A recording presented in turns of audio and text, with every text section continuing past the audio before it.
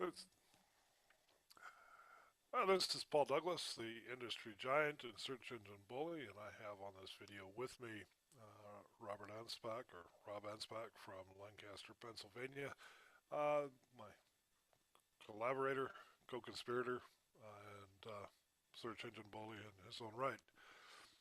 Today we're going to be talking about probably the uh, most important and yet most underutilized part of SEO, and that is finding the exact keywords that your customers are using to find you online. Keyword research is vitally important, whether you're going to be using a campaign for paid search or just to position your website so that you're in front of your customers when they are looking for you. Um, Rob, just a quick question: what do you do to find the keywords that you optimize your sites for? Well, most of them,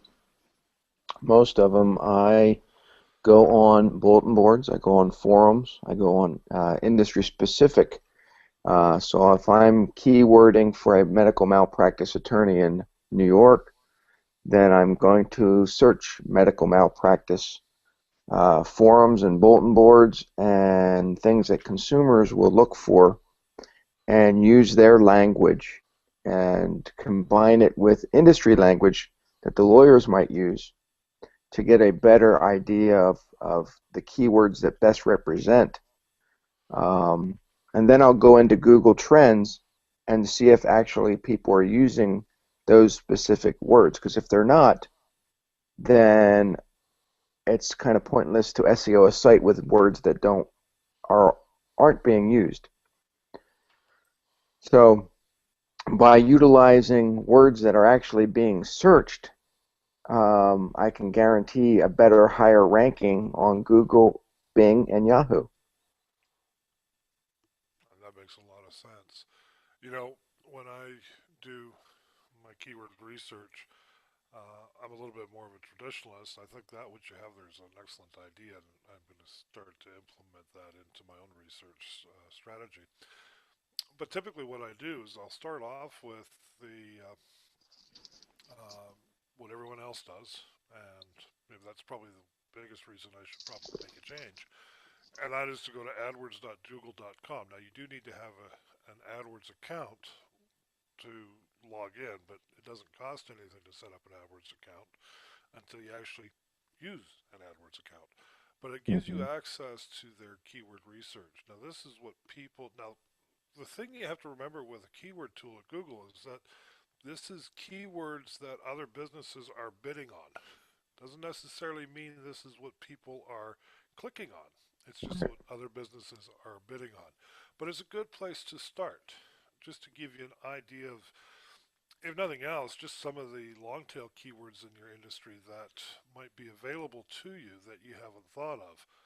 But the second thing I like to do once I compile that list is, as you mentioned, research it through Google Trends, because let's face it, there's no point in trying to optimize for a keyword that nobody uses or searches for. So by entering that, and you can research 5 keywords at a time in Google Trends, and you can see what is the history of the search on that keyword. You can see um, how many people in your area are searching that particular keyword. Is it going up? Is it going down? Is it flatlined? Mm-hmm. So it's a very valuable tool using Google Trends just to verify if the keyword you're using is going to be optimized for your website. But a couple of the other things that I like to do is when I do a search on Google, they'll give you an auto suggest. It's a drop down from that search bar of search terms that are people are currently using right now to with their keyword that your people that's currently being searched. So, for example, I can type in to that search bar used cars Winnipeg, and when I do that search, in fact, let's do this live, even though it's not going to show up here on this video or in this book. but let's see what happens when I do type into Google used cars Winnipeg. And I'll do it from my standpoint because it'll show up maybe a different um listing. Yep. Well, that's the thing. But if I do that search, okay, so on the auto suggest it's coming from my search for used cars Winnipeg. I have used cars Winnipeg. I have used cars Winnipeg under 2,000, used cars Winnipeg dealers, and I have used cars Winnipeg under 3,000. Hmm. So now, if I'm a used car dealer and I've got vehicles under $2,000 and $3,000, that might be a keyword that I would want to put in. Um, of course, used cars Winnipeg dealer, definitely something that just about every dealer here in the city is going to bid on. So that's going to be a highly competitive keyword. Hmm. But if you go to the bottom of that search page, you're going to have searches that are related to your keywords. So Right. searches that are related to used cars Winnipeg could be used cars dealers Winnipeg, used cars Winnipeg under 5,000, Hmm. Auto Trader. Now that's a brand, but for publication, but that's obviously being searched. Used cars Winnipeg private sale. When I Uh, pulled it up, it said used cars Winnipeg bad credit. Um, and so that could be something that the people that have hard, you know, that don't have a great credit use those terms. Absolutely. Um, I know for one of my clients, that's one of the terms that I try to rank them for. hmm. Hey, they've got used cars Winnipeg Kijiji. Kijiji is a classified ad site that's owned by eBay. It's kind of the Canadian version of Craigslist. Right. Um, and then I have used cars under 2,000. Used cars Winnipeg under 10,000. Now, that's kind of cool because I don't know who's going to have that ranked. But now that I've done this, I'm thinking, you know what? I need to do this for some of the keywords for my client when I put listings up for his vehicles. Hmm. I'm thinking because if people are looking for cars under a price range, they've set their budget. I think that's a buying keyword. They've set their budget. I want a vehicle that doesn't cost me more than this, Right. and I think this is bang on perfect. And so, just by doing this exercise, okay, I've come up with a keyword strategy that I can start implementing for a client right now. And so that's the same thing.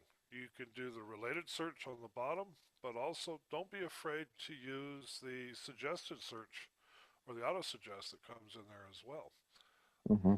Um, Yeah, now, and I think we had touched on this before, and I think what happens in this industry, especially with SEO, is people confuse ranking one word versus, multi-words or a phrase. And your best bet is to always rank for multi-words. And we just explained this being used car Winnipeg. That's a phrase. That's something that people should rank for because if they just said used cars, they might be in competition with a million different listings. It's just better if they have more of a phrase that they're ranking for because they're going to get a better type of consumer looking for them. yeah, absolutely. And I mean, at the same time, as you mentioned, if you're a local business, why are you going to want to rank for a keyword that might be global in search Right. and compete on a global scale when, hey, that's great. If you're a used car dealer and you sell a car to somebody in Bahrain, great, more power to you. But that's a few and far between type of thing that will happen, and I think you're going to be more interested in selling cars in your backyard to customers in your backyard. Um, so, geographical tag in that search or in that search keyword is also very important. Hmm. So, again, with keyword research, very vital. It's something that most people spend very little time on, and it is probably the most important step in the entire search engine optimization process because, hey, let's face it, you come up with an obscure keyword that nobody ever looks for, easy to rank for it. Hmm. Who cares if you're number one or even number 1 to 150 for it? Nobody's searching for it. So what? Right. And here's something I noticed too. If you're doing a keyword research, you know, search your keyword. One of my other indicators as far as the power of that keyword is how many people are bidding on that in the ads. Right. If you do a search on a keyword and you've got no ads, it's not a buying keyword Right. because let's face it, if nobody's trying to rank for that with the Google AdWords, then it's not getting searched enough for people to want to advertise it. Exactly. So let's let's summarize the steps when someone's doing keyword research, Rob. So you like to search the forums and the bulletin boards where the consumers hang out to find out what it is the consumer is searching for. Right.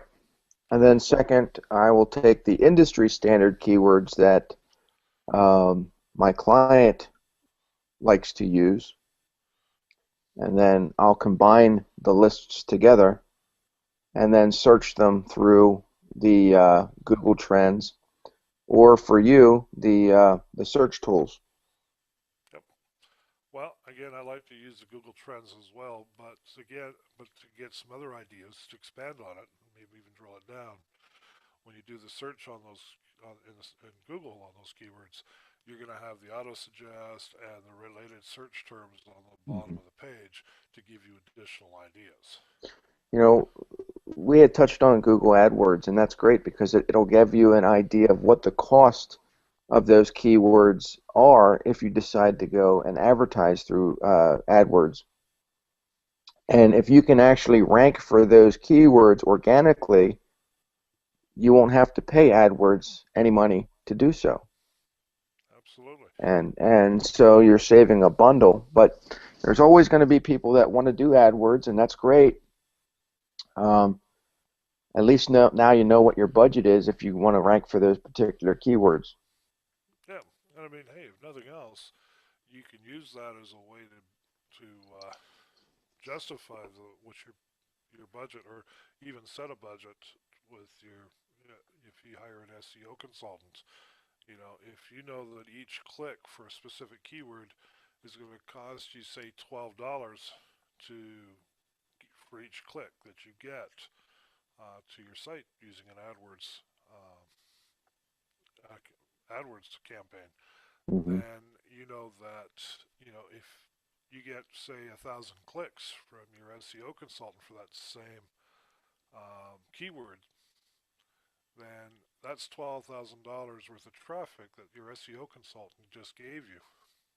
And Hmm. if his fee is less than that $12,000, then you're definitely ahead of the game. Right. So I guess the point I'm saying is one of the benefits of search engine optimization, and we can put this in another part of the book, Rob, is that you know, unlike keywords, your results are always going to be your position will always maintain itself. It's not going to disappear when your budget runs out, and it's going to continue to work for you long after you pay a consultant. Right. Whereas AdWords will only stay for as long as you continue to pay Google. Um, Right. so again, I know I'm kind of off on a squirrel track here, but the point I'm making is whether you're using paid search or if you're using search optimization, if you don't start by using the keywords that people are searching for, then you're throwing your time and money down the drain. Stop Right. doing Right. that. And I think we had touched on this earlier, is that the keywords that you're selecting need to be relevant for the pages that you want to rank for.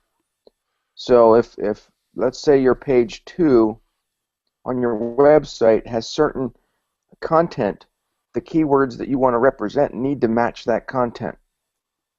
And I have seen so many AdWords campaigns use the wrong keywords, and it doesn't correlate to anything that's on that page.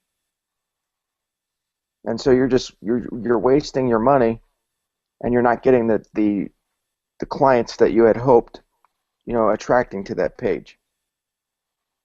So I think that you really need to use relevant keywords that represent what's on that page first. I agree 100%. So, to sum this up, do some industry, have your list of industry specific keywords that you have. This would be your tech speak that you and your colleagues use and your competition would use. But at the same time, search industry forums and bulletin boards where your customers are hanging out and find out what keywords are important to them. They'll most likely have a far different vocabulary than you do. You want to target their vocabulary. Use that research and start doing some searches not only in Google and Google Trends, but also on their AdWords tools to get some additional suggestions. Find the ones that are competitive as far as um, search dollars for paid search, but also competitive in for the number of searches each month. Personally, I have a threshold of the amount of searches nationally are under 10,000 searches a month, then it's really not worthwhile for me to try to optimize it. Just not enough traffic. Mhm. Um, so if you follow those steps, take your industry speak uh, keyword list, match it up with and combine it with your customer's vocabulary by searching the forums and bulletin boards. Research the validity of those particular search terms into the AdWords keyword tool, Google Trends, and in your own actual search. You can narrow down that list to what's the most used, most searched for terms, and those are the keywords that you should try to rank for. Exactly. So, um, with that said, on our next video, we're going to take all this information we've covered so far and we're going to deconstruct the SEO process that we follow and show you or share with you exactly what it is we do to optimize every page that we build on a website.